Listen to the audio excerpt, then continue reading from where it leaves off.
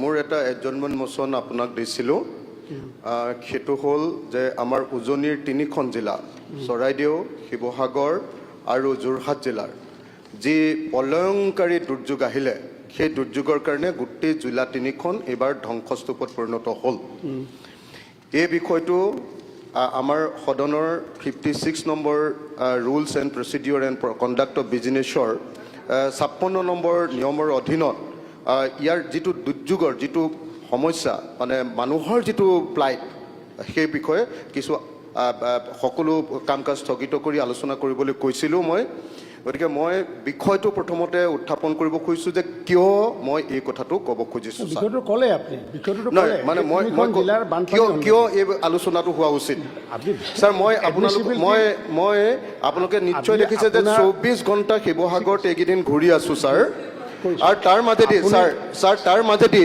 Sir কালি ৰাতি মই এই কাৰণে ইয়ালৈ আহিছোঁ সদনলৈ যে আমাৰ সদনত এই সদনলৈ যোৱা ৰাতি মই এই কাৰণে আহিছোঁ গোটেই ৰাতি আহি আছোঁ সদনত এই কথাটো ক'বলৈ যে যেনেকৈ বলবলাত 2004 চনত এনেকুৱা ঘটনা ঘটিছিলে তাৰ পাছত উজনি অসমত এনেকুৱা এটা ঘটনা ঘটিছে গতিকে এই ঘটনাটোক আমাৰ সদনে ৰাষ্ট্ৰীয় দুৰ্যোগ ৰূপে ঘোষণা কৰিবৰ কাৰণে কেন্দ্ৰীয় চৰকাৰৰ ওচৰত এটা প্ৰস্তাৱ উত্থাপন কৰিব লাগে যাতে আমি সকলো মানুহে উজনি অসমৰ এই তিনিখন জিলাৰ যি সাংঘাতিক দুৰ্যোগ ছাৰ মই দুৰ্যোগটোৰ বিষয়ে 2 মিনিট নক'লে এই সদন আধৰুৱা হৈ ৰ'ব গতিকে ছাৰ মই আপোনাক ক'ব খুজিছোঁ যে মানুহৰ অৱস্থা ছাৰ কেনেকুৱা হৈছে এই মাত্ৰ মই নাজিৰাৰ MLAৰ লগত কথা পাতিছিলোঁ ময়ূৰ বৰগোহাঁই ক'লে যে এই মাত্ৰ আজি এতিয়া 10টা ডেড বডি ওলাইছে ছাৰ এই মাত্ৰ 10টা ডেড বডি কালিলৈকে তেওঁৰ ময়ূৰ বৰগোহাঁইৰ সমষ্টিত 18টা ডেড বডি ওলাইছিলে ছাৰ আজি আকৌ 10টা মুঠতে এতিয়া অকল নাজিৰাত ছাৰ ডেড বডি ওলাইছে 28টা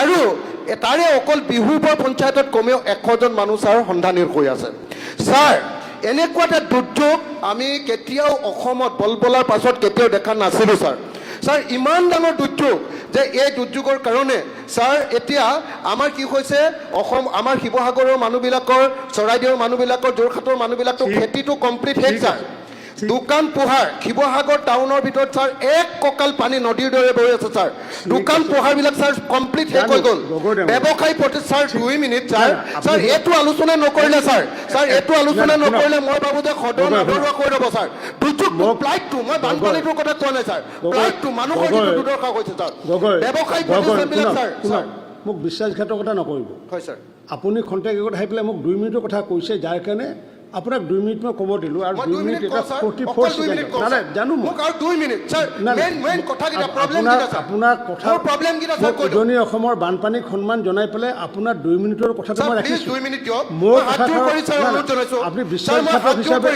আপুনি বিশ্বাসঘাতক ছাৰ মানুহৰ সমস্যাৰ হাত জোৰ কৰি মই আপোনাক অনুৰোধ জনাইছোঁ কাৰণ মই আপোনাক সুবিধা দিয়াৰ মই সকলো বিধায়কক অনুৰোধ জনাইছোঁ মই হাত জোৰ কৰি ছাৰ অনুৰোধ জনাইছোঁ ছাৰ হাত জোৰ কৰি অনুৰোধ জনাইছোঁ মোক 2 মিনিট সময় দিয়ক আৰু ছাৰ 2 মিনিট হাত জোৰ কৰি ছাৰ 2 মিনিট হাত জোৰ কৰি সভাস্থগিত প্ৰস্তাৱ আনিছিলে সেই প্ৰস্তাৱটো মই আজি অগ্ৰাহ্য কৰিছোঁ কাৰণ যোৱাকালি কংগ্ৰেছ দলেও অনুৰূপভাৱে এনেকুৱা সভাস্থগিত প্ৰস্তাৱ আনিছিলে আৰু অগ্ৰাহ্য কাৰণটো এইটোৱে যে যিহেতু আমাৰ দাবী মঞ্জুৰীসমূহৰ ভোটদানৰ বাবে নিৰ্ধাৰিত দিনকেইটাৰ বাদে পৰৱৰ্তী সময়ত এই বিষয় লৈ পেলাই আলোচনা কৰিব পাৰি কিন্তু আমাৰ বিধানসভাৰ যি কাৰ্য পৰিচালনাৰ নিয়মাৱলীৰ 144 নং নিয়মৰ 2 নং উপনিয়ম মতে আমাৰ স্পষ্ট ৰূপত বাৰণ কৰা আছে গতিকে বাজেটৰ সময়ত আপোনাৰ এই বিষয়টো আমি আলোচনা কৰিব নোৱাৰিম আপোনাৰ সভাস্থগিত প্ৰস্তাৱটো যোৱাকালি যেনেকুৱাকৈ অগ্ৰাহ্য কৰা হৈছিলে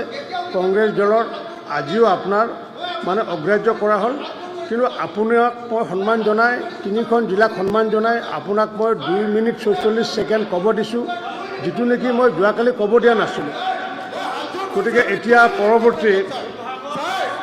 আমি পৰৱৰ্তী বিষয়টো আহিছোঁ কাৰ্যসূচী নম্বৰ 2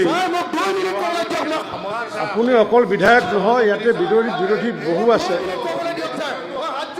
এতিয়া কৰ্তন প্ৰস্তাৱৰ ওপৰত অধিক আলোচনা কৰাৰ কাৰণে মই আহ্বান জনাইছোঁ আৰু এই কৰ্তন প্ৰস্তাৱৰ প্ৰথমে বক্তব্য ৰাখিব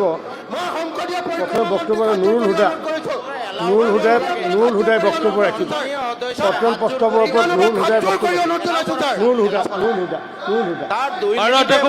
নুৰুল হুদা মাননীয় অধ্যক্ষ মহোদয়, প্লিজ প্লিজ মই হাত জোৰ কৰি অনুৰোধ জনাইছোঁ মাননীয় অধ্যক্ষ মহোদয়, প্লিজ গগৈ এতিয়াও প্লিজ কৰ্তন গগৈ প্ৰস্তাৱৰ সপক্ষে জীৱনত ক'ব দিয়াৰ বাবে মই আপোনাক ধন্যবাদ জনাইছোঁ। Please please Gogoi Sir! Please please Gogoi উল্টা প্লিজ মই ছাৰ আপোনাক হাত জোৰ কৰি 2 মিনিটৰ কাৰণে অনুৰোধ জনাইছোঁ ছাৰ। মই জীৱনত কাকো হাত জোৰ কৰা নাই। মই সংসদীয় পৰিক্ৰমা মন্ত্ৰী আৰু নুৰ হুদা এইটো অকল আপোনাৰ বিষয় নহয়, আমাৰো বিষয়। অনুৰোধ জনাইছোঁ আপুনি বেলেগ ডিভাইচত আনিব। অনুৰোধ নুৰ হুদা অধ্যক্ষ মহোদয়, মই খাৰিজ কৰিছোঁ। নুৰ ক'বলৈ হুদা দিয়ক অধ্যক্ষ মহোদয়, ছাৰ। 2 মিনিট শিক্ষাৰ ক'লে ওপৰত আপুনি 2 যিটো মিনিট কঠোৰ 46 প্ৰস্তাৱ- ছেকেণ্ড ক'লে আপুনি তাৰে 2 মিনিট 46 Sir! ছেকেণ্ড ক'লে আপুনি। নুৰ হুদা কণ্টিনিউ। অধ্যক্ষ মহোদয়, বিধায়ক নাই নাই আমি কালি এইটো প্ৰতিবাদ কৰিছোঁ। কালি পাৰ্লামেণ্ট এফেয়াৰ্ছ মিনিষ্টাৰে কালি দিছে, গতিকে কালি আলোচনা হৈ গৈছে। এতিয়া মই মানিম মাননীয় অধ্যক্ষ মহোদয়ৰ কথাটো শুনিম। হুদা আৰম্ভ। অধ্যক্ষ মাননীয় অধ্যক্ষ মহোদয়,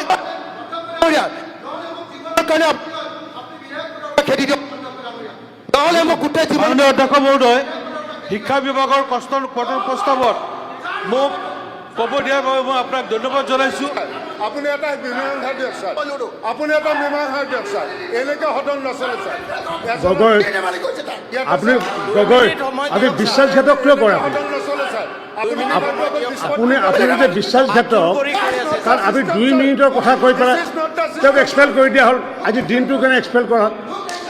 সদনৰ যি কাম কাজৰ কাৰণে তেওঁ দিনটোৰ কাৰণে ইয়াতে এক্সপেল কৰা। আপুনি এজন বিশ্বাসঘাতক এজন 2 মিনিটৰ সময় লৈ পেলাই আপুনি 2 মিনিট 44 ছেকেণ্ড কোৱাৰ পিছত আপোনাৰ দৰে বিশ্বাসঘাতক মানুহ মই আজিলৈ দেখা নাই। স্পীকাৰক বিশ্বাসঘাতকতা কৰিছে আপুনি, এজন স্পীকাৰক বিশ্বাসঘাতকতা কৰিছে আপুনি। মাননীয় অধ্যক্ষ মহোদয়, ঠিক আছে, please. মই আপোনাক এটা অনুৰোধ কৰিব খুজিছোঁ।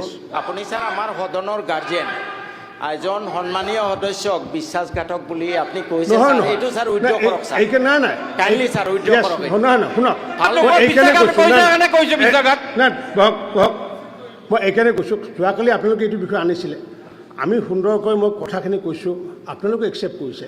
কিন্তু তেওঁ শিৱসাগৰৰ বিধায়ক কাৰণে যোৱাকালি তেখেতে সন্ধিয়া মোক নটিছখন দিয়াৰ পিছত মোৰ বিভাগক জনাইছে। আজি তেখেতে মোক ইয়াতে কৈছে যে আপুনি অন্ততঃ 2 মিনিট দিয়ক, যিহেতু শিৱসাগৰ বিধায়ক, যাৰ কাৰণে মই 2 মিনিট দিলোঁ। 2 মিনিট 46 ছেকেণ্ড তেখেতে কোৱাৰ পিছত, 3খন জিলা কোৱাৰ পিছতো তেওঁৰ যিটো আচৰণ তেওঁ দেখুওৱাৰ যিটো উদ্দেশ্য আহিছিলে, আজি যদি মই সেই 2 মিনিট মই নিদিব পাৰিলোহেঁতেন। মোকতো বিশ্বাসঘাতকতা কৰিলে তেখেতে, আৰু মোক ৰঞ্জিত দাসক কোৱা নাই, এইটো অধ্যক্ষক বিশ্বাসঘাতকতা কৰিছে। Nur Huda sir please. Sir আপুনি Please. You are great sir, you are in the chair of speaker. নাই, আপুনি চব কৰিব আজি পাৰে আপোনালোকক মৰম কৰিবলৈ গৈ পেলাই বিশ্বাসঘাতক তেওঁৰ শব্দটো যদি ছাৰ অভিনয় উইথড্ৰ যদি আমি কৰক। চাবলগীয়া তেওঁ হয়। এজন সন্মানীয় সদস্য ছাৰ। সন্মানীয় তেখেতে মই আজি আপোনাক অনুৰোধ কৰিছোঁ, ঠিক ছাৰ। আছে, আপোনাৰ আপোনাক অনুৰোধ মই কৰিছোঁ। আপোনাৰ অনুৰোধটো ছাৰ। মই অগ্ৰাহ্য কৰিছোঁ। প্লিজ আপোনাৰ অনুৰোধটো মই অগ্ৰাহ্য কৰিছোঁ। নুৰ হুদা